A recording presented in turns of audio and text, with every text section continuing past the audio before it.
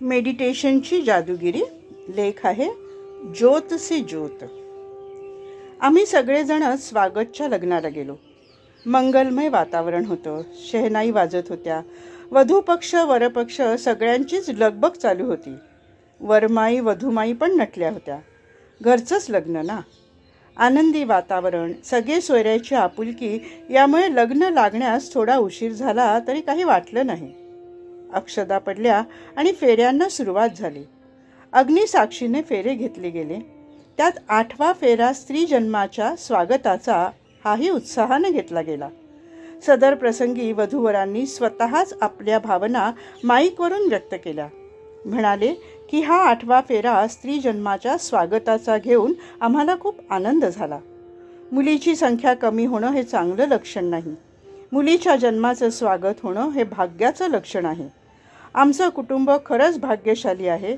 स्त्री जन्माच्या स्वागताचा 8वा फेरा हा आगळा वेगळा पायंडा पाडणाऱ्या आदरणीय डॉक्टर सुधाताईंचे आम्ही आभार मानतो. लग्न लागल्यानंतर आम्ही भोजनाच्या पंक्तीत बसलो. तिथे वरपक्षातील 3-4 युवक माझ्याकडे आले व म्हणाले की आम्हीही आमच्या लग्नात हा 8वा फेरा घेणार. या पवित्र कार्यात आम्ही सहभागी होणार. त्यात डॉक्टर सागर यांचं पुढील महिन्यात लग्न होतं. त्याचे आईवडील तेही येऊन भेटले. म्हणाले हो, आम्ही 8व्या फेऱ्याचा हा मंत्र लेका एवढीच लेकही भारी हा संदेश घरोघरी 8वा फेरा घेऊया, स्त्री जन्माचे स्वागत करूया, निमंत्रण पत्रिकेतही छापणार. आजच तुम्हाला लग्नाचं आमंत्रण देतो. आपण नक्की यावं. मलाही आनंदानं भरून आलं. खरंच ज्योत से ज्योत जलाते चलो, प्रेम की गंगा बहाते चलो याची प्रचिती आली. अशा प्रकारचा सुविचार प्रत्येक कुटुंबात रुजला तर समाजाची विस्कटलेली घडी परत नीट बसेल. प्रेम वात्सल्याच्या दुष्काळामुळे जीवन वाळवंटाप्रमाणे कोरडं व तापलेलं होऊ लागलं आहे. ते परत नीट नेटकं होऊन तिथे नंदनवन फुलेल. पानांच्या रेषा हसऱ्या होतील. फुलं सुगंधाने फुलतील. वनराई बहरेल. मनामनात आनंद प्रेमाचे दिवे प्रज्वलित होतील. सुख शांती समृद्धीच्या वाटा उजळून निघतील. आणि हेच तर आपल्याला हवं आहे ना.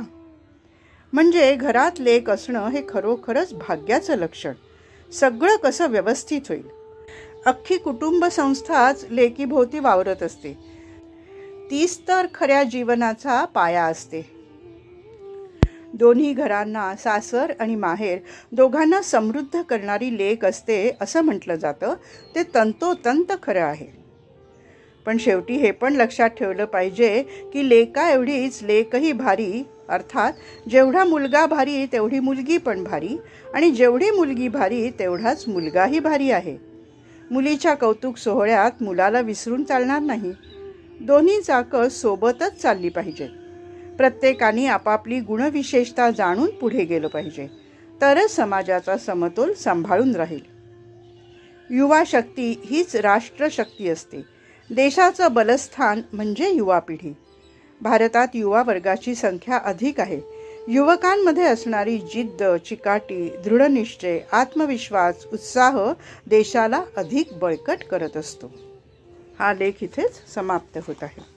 आंतरराष्ट्रीय नोबेल पीस अवॉर्डसाठी नामांकित श्री जन्माचे स्वागत करा चळवळीच्या आद्यप्रवर्तक आणि राजयोगा मेडिटेशन जीवनपद्धतीच्या अभ्यासक डॉक्टर सुधा कानकरिया लिखित पुस्तक मेडिटेशनची जादूगिरी.